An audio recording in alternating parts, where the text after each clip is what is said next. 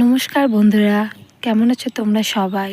রিনা কিচেনে তোমাদের আবার সবাইকে অনেক অনেক ওয়েলকাম। তো দেখো, আজকে আমি একদম দোকানের মতো জিলাপি রেসিপি তোমাদের সাথে শেয়ার করব। তো ভিডিওটি কেমন লাগলো অবশ্যই তোমরা কমেন্ট করে বলো, আর নতুন হয়ে থাকলে আমার চ্যানেলটিকে অবশ্যই সাবস্ক্রাইব করো। তো দেখো, এখানে একটা সসপ্যান বসিয়ে দিয়েছি চিনি, জল, শিরা। প্রথমে জল বসিয়ে দিয়েছি, তারপর কিন্তু এখানে পরিমাণ মতন চিনি দিয়ে আমি কিন্তু শিরাটার জন্য রেডি করে নেব। এখন জিলাপি ভাজার জন্য শিরা কিন্তু লাগবে, তার জন্য দেখো এখানে কিন্তু ময়দা আমি মেখে নেব। তো দেখো, এখানে 3 কাপ ময়দা নিয়েছি। ময়দা দেওয়ার পর এখানে দিচ্ছি পরিমাণ মতো সোডাটা দেওয়ার পর ময়দাটাকে ভালোভাবে আমি মাখিয়ে নেব। তো জিলাপি ভাজার জন্য কিন্তু এখানে কিন্তু আমার হাইড্রোস লাগবে। তো হাইড্রোসটা কিন্তু আমি এখন দেবো না, পরে দেব। তো প্রথমে কিন্তু এখানে ময়দা আর সোডাটাকে ভালো করে আমি কিন্তু জল দিয়ে ফেটিয়ে মাখিয়ে নেব।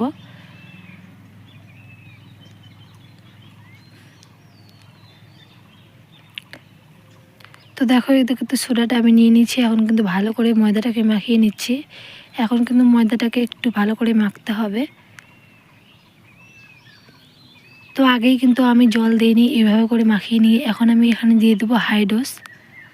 তো দেখো, এখানে আমি 1 চামচ হাইড্রোস নিয়ে নিয়েছি। তো এটা দেওয়ার পরে কিন্তু ময়দাটা মাখবো, কারণ এটা দেওয়ার পর ময়দাটা মাখলে ময়দা থেকে কিন্তু একাই জল ছেড়ে যাবে আর ময়দাটা কিন্তু একদম পাতলা হয়ে যাবে।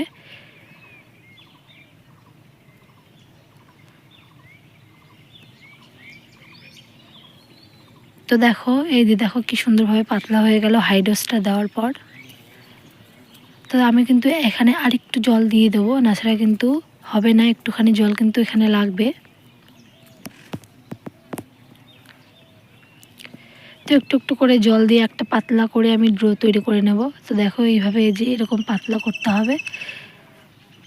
পাতলা না করলে কিন্তু জিলাপিটা একদম ভাজা হবে না।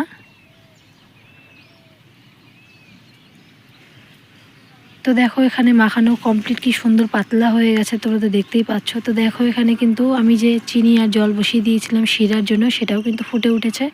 এখন আমি এই শিরার মধ্যে দিয়ে দেবো সামান্য পরিমাণে ফিটকারি। তো ফিটকারি দিলে কিন্তু চিনির রসটা একদম পাতলা থাকবে, জিলাপির গায়ে কিন্তু লেগে থাকবে না, চিনির দানা দানা হয়ে যাবে যদি না দাও। তারপরে এখানে দিয়ে দিচ্ছি সামান্য পরিমাণে ফুড কালার। ফুড কালার না দিলে জিলিপির কিন্তু একদম কালার হবে না। তোমরা যদি চাও যে তোমরা কালার ছাড়াই করবে, তাও কিন্তু করতে পারো। তো দেখো, এখানে জিলাপি ভাজার জন্য কড়াই বসিয়ে দিয়েছি। এখন কড়াই গরম হয়ে গেলে এখানে আমি তেল দিয়ে দিচ্ছি। তো দেখো, এখন কিন্তু এরকম একটা আমি কাক নিয়েছি, তোমরা তো জানো এগুলো তেল তেল দেওয়া কাক। তো সেগুলো নিয়ে নিয়েছি, এখানে নিয়ে নিচ্ছি। তারপরে এগুলো ময়দাগুলো, এখন এটার সাহায্যে কিন্তু আমি জিলাপিগুলো ভেজে নেব।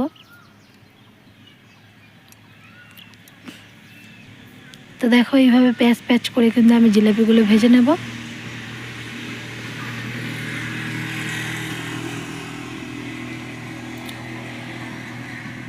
তো জিলাপিগুলো কিন্তু ভাজার সঙ্গে সঙ্গে রসে ডুবাতে হবে, আর রসে ডুবিয়ে কিন্তু সঙ্গে সঙ্গে একদম রসে যাতে ভালোভাবে ভরে সেই রকম করে দিতে হবে। তো বন্ধুরা দেখো, এইভাবে সঙ্গে সঙ্গে ভেজে কিন্তু সঙ্গে সঙ্গে রসে দিয়ে কিন্তু এইভাবে ছান্তার সাহায্যে কিন্তু যাতে জিলেপির ভিতর রসগুলো ঢোকে ভেজে ভালো, তার জন্য কিন্তু এখানে চেপে চেপে ধরে রাখতে হবে। এগুলো কিন্তু বন্ধুরা একাই ভাজা খুব মুশকিল। তোমরা কিন্তু সঙ্গে আরেকজনকে নিয়ে ভাজার চেষ্টা করবে, যাতে তুমি ভাজবে আর একজন এইভাবে করে ডুবিয়ে রাখবে, তাহলে কিন্তু সুবিধাটা ভালো হয়, না হলে কিন্তু একদম ভালো হবে না। তো যেহেতু আমি একাই করছি, ওই জন্য কিন্তু আমার অসুবিধা হচ্ছে। তো এইভাবে করে কিন্তু আমি একে একে সবগুলো জিলেপি ভালোভাবে ভেজে নেব। তো বন্ধুরা, ভিডিওটি কেমন লাগলো অবশ্যই কিন্তু তোমরা কমেন্ট করে বলবে, আর নতুন হয়ে থাকলে চ্যানেলটিকে অবশ্যই সাবস্ক্রাইব করে দেবে। আর যদি তোমরা আরও অন্য রান্নার ভিডিও দেখতে চাও, তাহলে আমার কমেন্ট বক্সে কমেন্ট করে বলবে, আমি চেষ্টা করব তোমাদেরকে দেখানোর।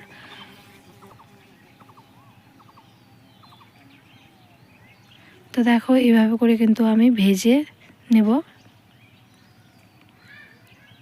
তো তোমরা চাইলে বাড়িতে কিন্তু এইভাবে বানিয়ে খেতে পারো বন্ধুরা। সবসময় তো মেলা হয় না, তো মেলা ছাড়া তো জিলেপি পাওয়া যায় না। তোমরা যদি কেউ চাও বাড়িতে আমি বানিয়ে খাবো, তো তোমরা এই রেসিপিটা ফলো করে বানিও, দেখো খুব সুন্দর হবে খেতে।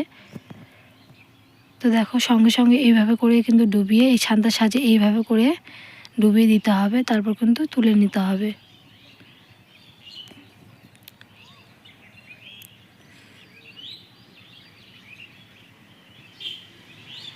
তো আমি এখানে ফুড কালার কিন্তু ব্যবহার করেছি কালারের জন্য, তোমরা চাইলে নাও দিতে পারো। যারা কালার পছন্দ করো না তারা কিন্তু এমনিভাবে ভাজতে পারো, কোনো ব্যাপার না।